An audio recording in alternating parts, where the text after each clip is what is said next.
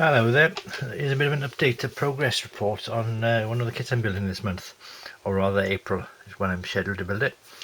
Tornado GR1 for the first Gulf War.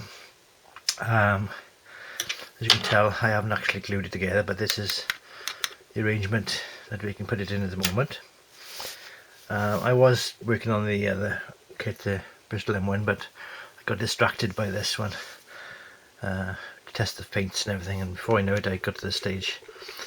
Now it's not glued in, but to show you how it all goes together, and I can explain. This is the mechanism they got for moving the wings back and forth.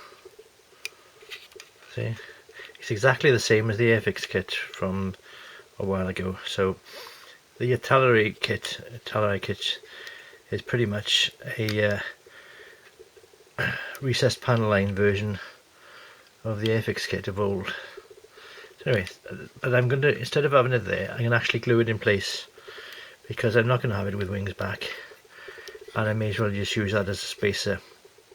I will not put the glue in this arrangement here for the tail section, so that I can adjust this tail section, the elevators,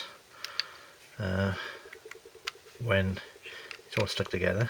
It's a bit tricky putting all the glue here without sticking anything together, but I'll also show you that the cockpit area, which has painted on instrument panel parts, I had to paint them myself. It's raised detail, but is that going to show up enough if I put it there?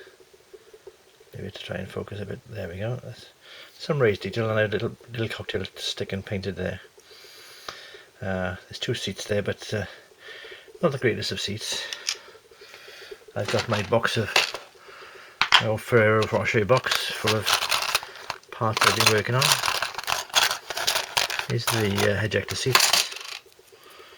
They're not the greatest moulding, but I'm not really going to buy a new replacement seat just for that.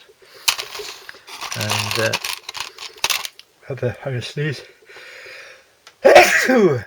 Live sneezing on my videos, that's good, isn't it? That's one of the, I'm not sure what that is, but it's a Dubry Watsit for tornadoes.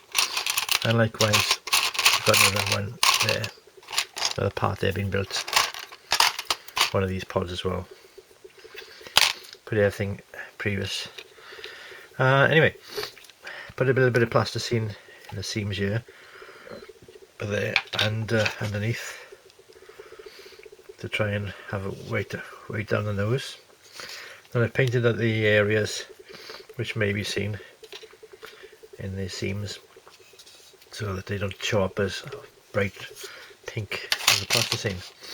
This part is the under wheel, nose wheel well. You add that onto it, and underneath I've already started painting them. I masked off the area with Tamiya tape, cut the size. So I just painted the wheel wells. Again, the detail is almost exactly the same as the Airfix detail. I'm not going to have the pylons moving on this either, so I've already put them on, wings together without putting the pylons on as well. But it's all about doing it in advance.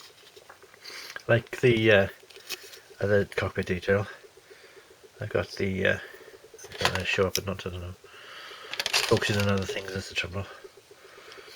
I've pre-painted the detail on the instrument panels for the pilot and the navigator and bomber. I had to use cocktail stick again to do some suggestions of dials, but it's raised detail, so that's easy enough. But there we are, that's my progress for the Tornado GR1. That just slots in there, look. I can slot that in now, I've shown you what's underneath. And there we have it. I've modelled the air brakes down just to make things simpler for myself.